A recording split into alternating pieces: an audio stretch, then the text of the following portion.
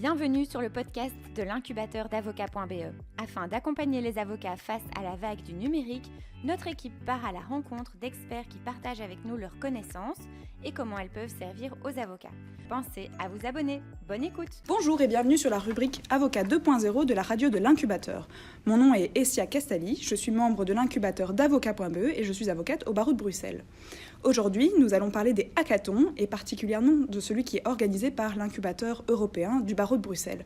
Je suis avec maître Vinciane Gillet, qui est avocate également au barreau de Bruxelles, qui est membre du Conseil de l'Ordre et qui est présidente de l'incubateur européen du barreau de Bruxelles. Je suis également en présence du professeur à l'ULB Grégory Leukowitz, qui est également président de l'incubateur européen du barreau de Bruxelles. Bonjour à vous deux. Bonjour.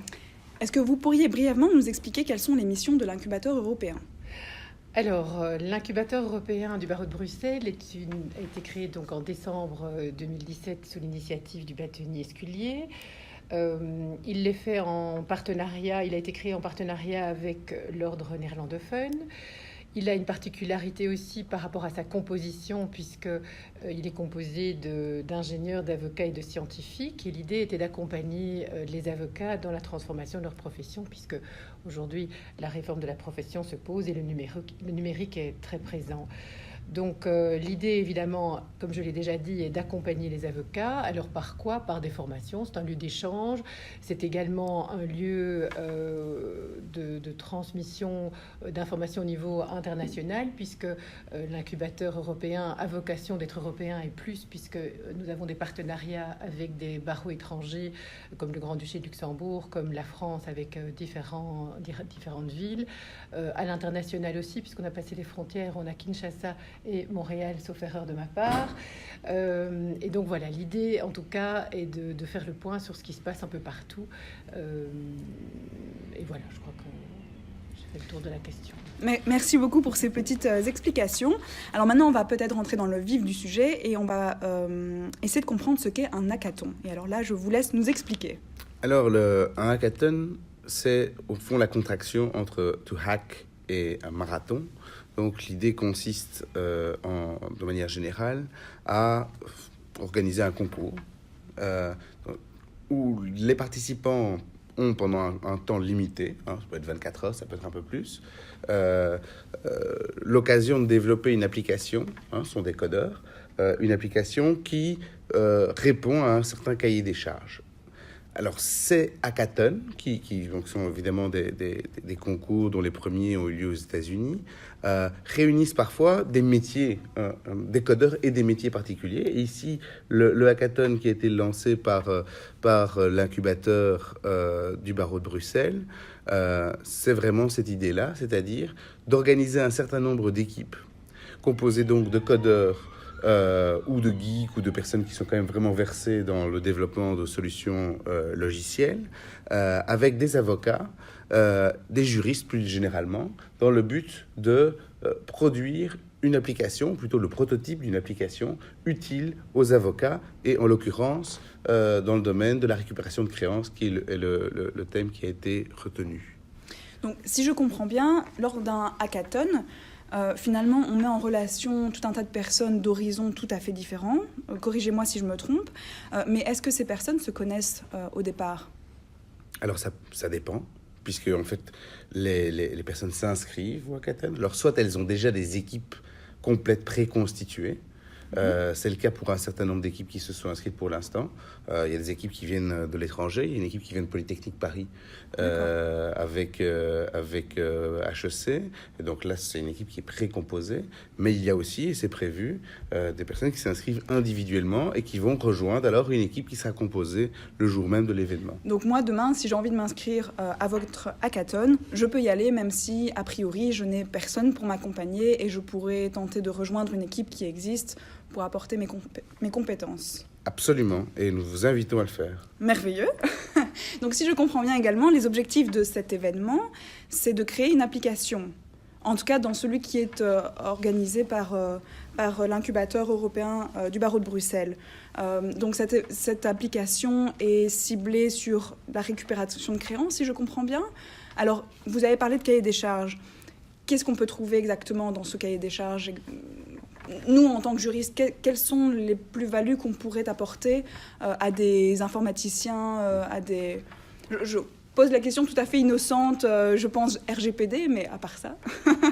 La connaissance du droit, parce que le but, la connaissance du droit, la connaissance en particulier du domaine de la récupération de créances, des procédures et des outils, de l'utilité des outils. Ça, c'est ce qui est apporté par les avocats qui vont discuter avec les ingénieurs de ce qu'il est possible de faire. Évidemment, ici, on n'a pas essayé de trop cadenasser l'objet. Donc l'objet, c'est général, c'est la récupération de créances. Après, sur cette base, autour de ce thème, on peut développer des choses très très différentes, en utilisant des technologies très différentes. On peut utiliser des systèmes automatisés sur la base de la blockchain. On peut aussi mettre en place une application plus classique.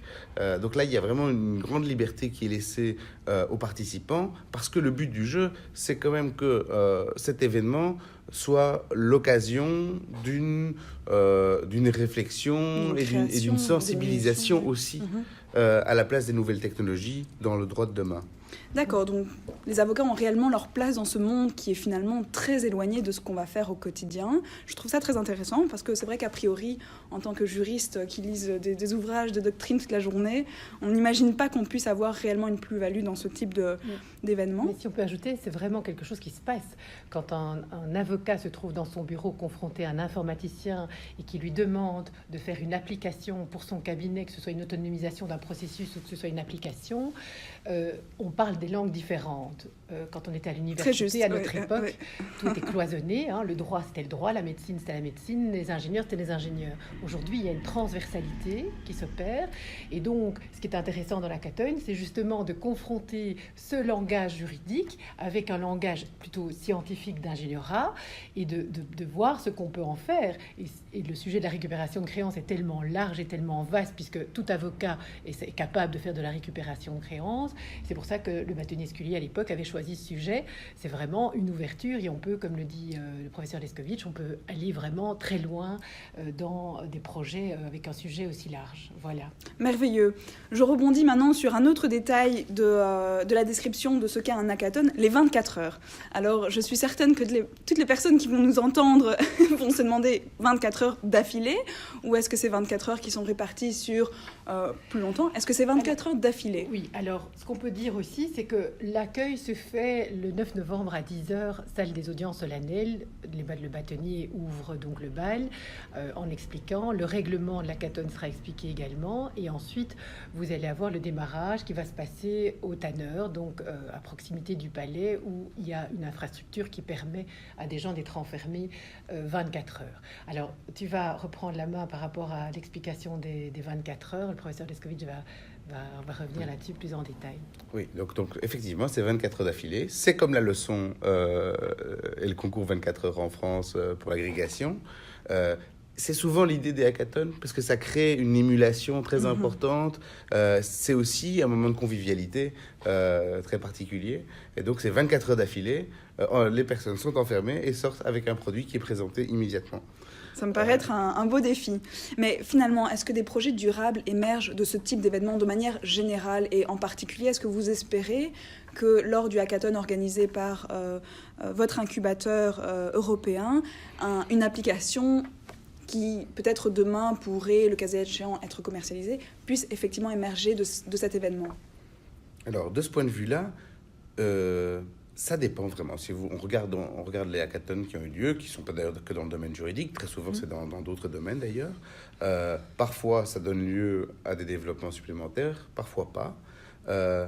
Dans tous les cas, ce qui est certain, c'est que vous n'avez pas une application finalisée ou un nouveau logiciel en 24 heures. 24 heures, ça me paraît court. Ce que vous avez, c'est un prototype, une idée, avec un début de réalisation technique.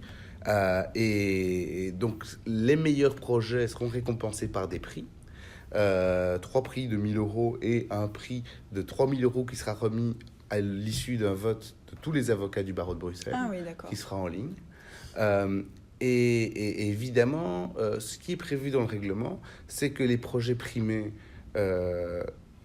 pourront bénéficier d'un accompagnement, s'il y a un intérêt du barreau de Bruxelles, évidemment, d'un accompagnement pour le développement du produit, évidemment avec une contrepartie pour le barreau qui deviendrait en partie titulaire des droits de propriété intellectuelle sur le produit qui serait développé.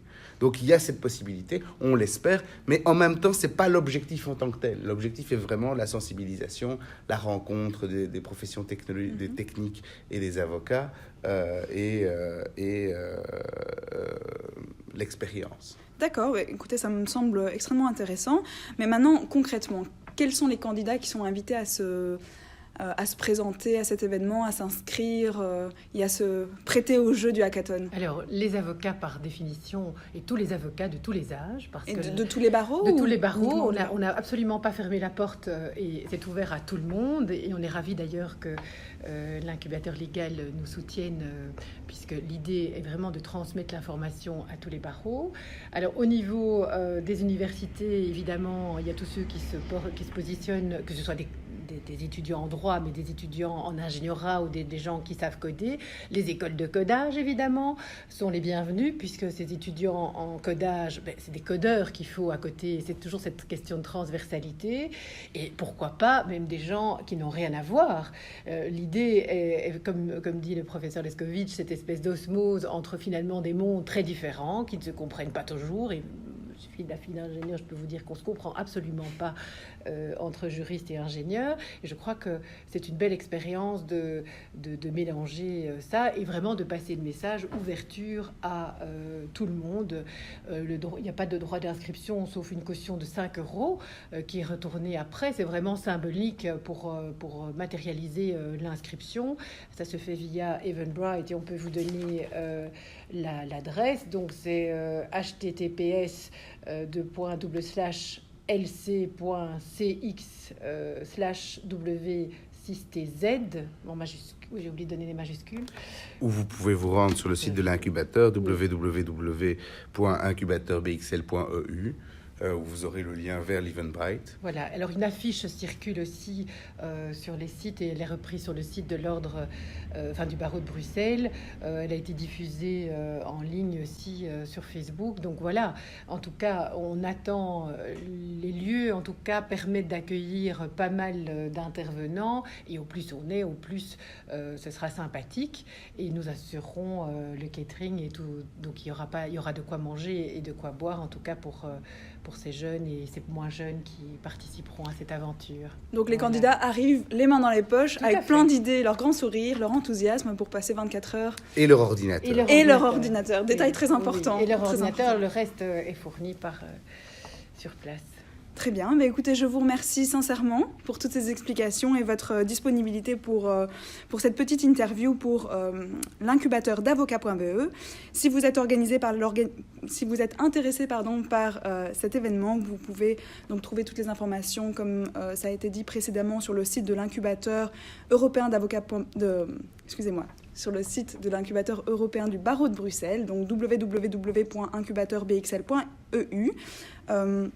Si vous êtes intéressé de manière générale par le droit et l'innovation, rendez-vous sur notre site www.incubateur.legal et suivez-nous sur LinkedIn et Twitter. À bientôt. Merci beaucoup. Merci d'avoir écouté cet épisode jusqu'au bout. Nous espérons qu'il vous a plu.